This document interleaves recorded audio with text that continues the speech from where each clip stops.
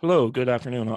I'm Dave Marks, the Spy Guy, and hopefully I'm doing this right because I just went through about 10 minutes of video before I realized I didn't have the microphone on. Um, and of course, you join me today on my continuing adventures and trying to figure out where to put the microphone because that seems to be an ongoing issue.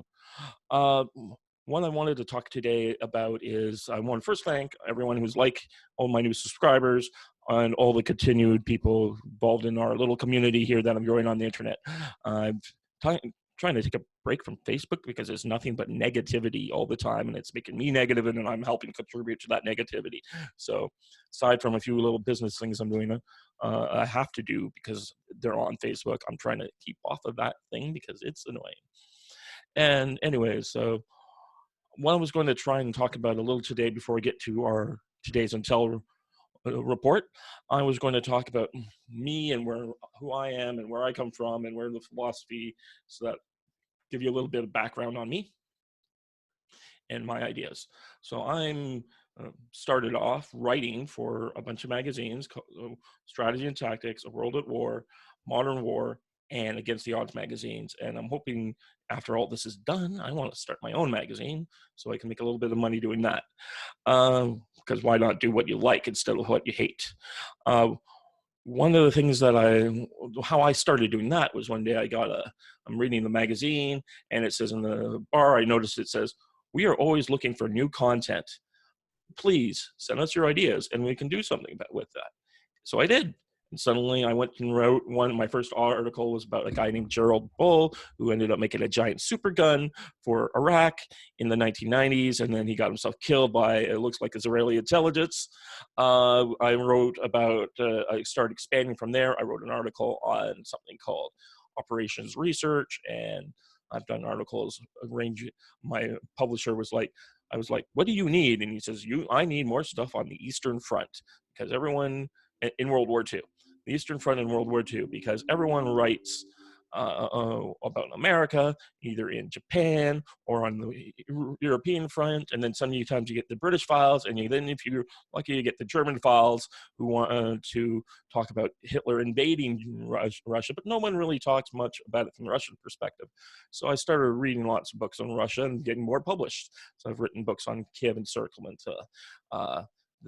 The one article I liked was the one about always talk about the Battle of Stalingrad, and people either think about the winter attack when the Russians pushed the Germans out, or the attack in the city itself. But there's a very interesting period where you go from the Germans taking to the city and the Russians trying to hold them out. So I've done that. I've written articles on the MI5, Operation Double Cross, Special Operations Executive, and something called the Reddit Orchestra, which is an article about Russian spies in France spying on the Germans during the German occupation of France. Very interesting stuff. Another thing I want to talk about is some of what I am. So I want to bring to you my perspective on things. I am called a foreign policy realist. I believe in the idea that the world is divided up in nation states, and the nation state is pretty much the standard structure of things.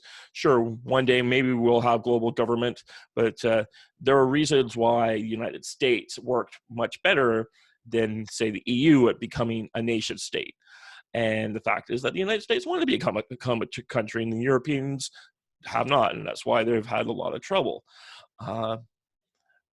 So generally, foreign policy realists believe that we should take a realistic, low expectation thought to different kinds of situations. Now, that being said, in foreign policy, it's not that it's a perfect system. Foreign policy realists have made their fair share of failures. They certainly never really would have pushed hard to defeat the Soviet Union the way Reagan did. There is the neoconservative and neoliberal perspectives on things. Neoconservatives have wanted to defeat communism and had this very, like, when we take out Iraq, they're going to be welcoming us with roses and flowers, and just we'll have democracy there in 6 months. We don't have to do any work. We don't have to understand what's going on there. And whereas a realist perspective might have been, okay, we need to do this, we're going to be here for years. And do you really want to do this? Do we really need to take out Saddam Hussein? I know he's a bad guy, but if we're going to be doing this, we're going to be doing this for a while. Or we can go in, knock over the country, and get the hell out almost immediately and leave it in chaos, which is kind of what Obama did in Libya, right? Punitive expeditions were what they would do before the 20th century. We're going to go in there, and we're going to go in there, we're going to wreck the joint, and then we're just going to leave it to them so they can suffer through it.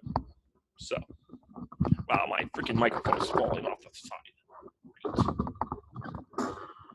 Well, I'm just going to hold it for the next little while because now I have to figure out this. What is it going to say? So now that I have it, I'll figure that out later.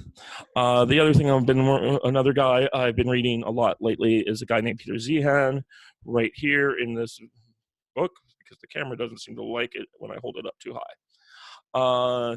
His basic perspective is that this world that we currently live in, this kind of has only this golden age, almost, if you will, since World War II, and like most of us don't really think of a golden age, is an anomaly. That the previous power structure of the world was always one of empires going out and conquering it, taking stuff and bringing it back home, making it into finished goods. So if you wanted a resource, you needed oil, you go and get it. And if you didn't have the oil, you would align with the country who did, and that's how those days went. So coal was a great industrial builder. There's a lot of reasons why this happened, but the main thing is after World War II, when the empires decided to finally slug it out big time, the only country in the world that was left to basically rule everything was the United States of America. And they used their industrial might to basically break the old empire system. And with the idea of like, look, all you guys, Europe, Britain, France, you needed these big navies to go and armies to go out and get your colonial resources and bring them back. And you had to organize all these administrative states and colonies and do all that. You don't have to do that anymore. We, the United States, will pay our Navy to protect the sea lanes so that you all get the benefit. Now, all you have to do is worry about building plants. And occasionally, if some rebel group tries to destroy your industrial and trading systems, we're going to have to send in the Marines, and maybe you guys got to send in your airborne to support our Marines and keep all those goods flowing back to your home countries. And that this worked for a long time, and then one sunny day, in the Soviet Union fell. And ever since then, the current global structure that was designed by the Americans to defeat the Soviet Union, and that has kind of gone on inertia, with no one really thinking through the consequences of all that. So his belief is that what we've seen under Trump would happen under any U.S. president. That the inertia is starting to break way to America going to all these people and saying, well, screw you. You're not going to support you don't want to pay into NATO your fair share, you freeloading douchebags? Screw you. That's kind of like what Trump is saying in a way that other people are not. Hold on. Anyways, I'm going to, I'm going to make this as a separate video and just kind of leave this here. I got a call from my girlfriend, so I'm going to call her back. If you like this, like, share, and subscribe this video. That would be the best way to help me. And yes, so consider this an introduction to my philosophy. And as soon as I get talking to her, I'll try and work on that intel report. Thanks. Goodbye.